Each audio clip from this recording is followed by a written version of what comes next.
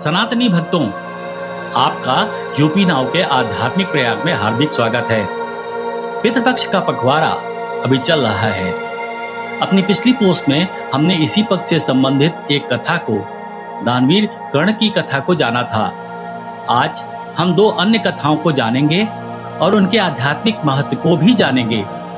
इन कथाओं को और श्राद्ध कर्म के साथ तर्पण करने से आपके पुरखे तो तरेंगे ही, उन्हें मोक्ष प्राप्त होगा ही, आपके और परिवार के भी सुख समृद्धि में वृद्धि होगी।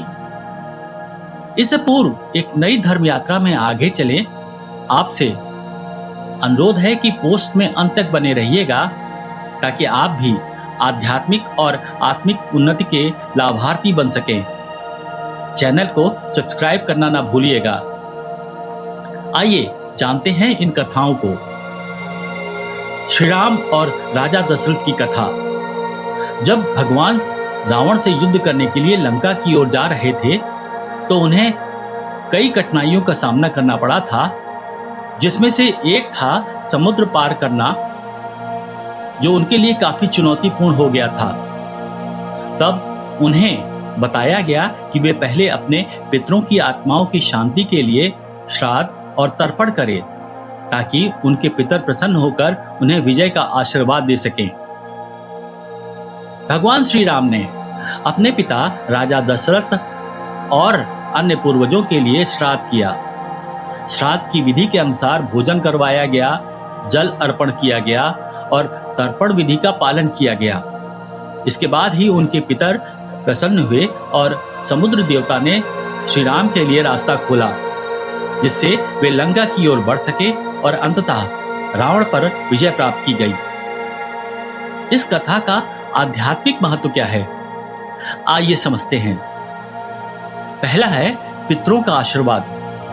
भगवान श्री राम ने इस कथा में यह संदेश दिया कि भले ही कोई कितना भी महान योद्धा हो, पितरों के आशीर्वाद के बिना विजय प्राप्त करना कठिन हो सकता है।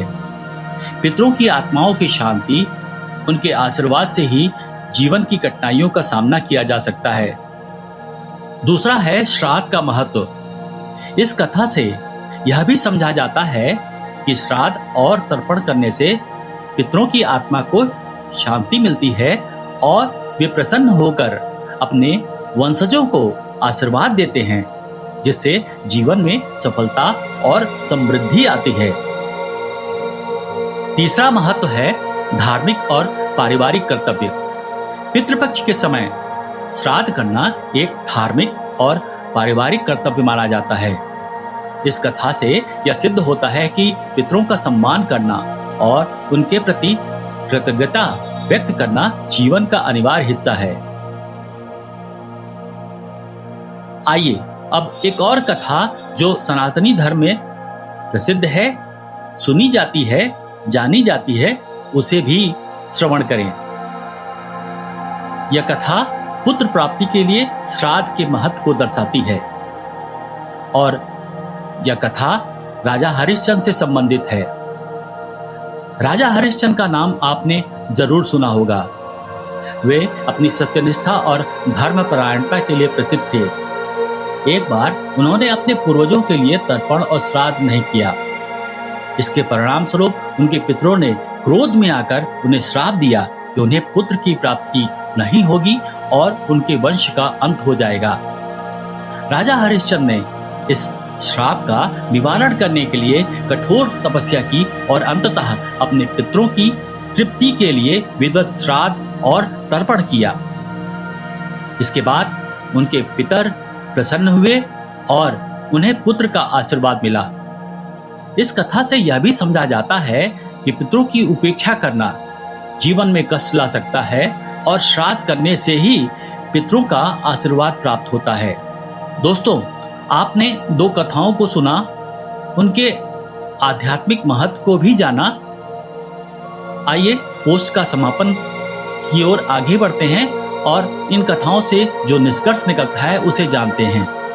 इन कथाओं से हमें यह संदेश मिलता है कि श्राद्ध और तर्पण करना न केवल पितरों की आत्मा की शांति के लिए आवश्यक है, बल्कि यह हमारे जीवन में सुख समृद्धि, स्वास्थ्य और सफलता लाने का भी एक माध्यम है। पितरों की प्रसन्नता और उनके आशीर्वाद से जीवन की बाधाएं दूर होती हैं और व्यक्ति को मानसिक, आध्यात्मिक और भौतिक लाभ प्राप्त होते हैं। प्रिय साधकों, अगर इन कथाओं में, इस पोस्ट में आपको कुछ नया मिला हो तो आपसे अनुरोध है कि अपना लाइक दें, पोस्ट को अपने जानने वालों के बीच शेयर करें और साथ में अगर अभी तक आप हमारे इस चैनल के, अपने इस चैनल के सदस्य नहीं बने हैं तो प्लीज़ सब्सक्राइब कीजिएगा। हम आभारी होंगे।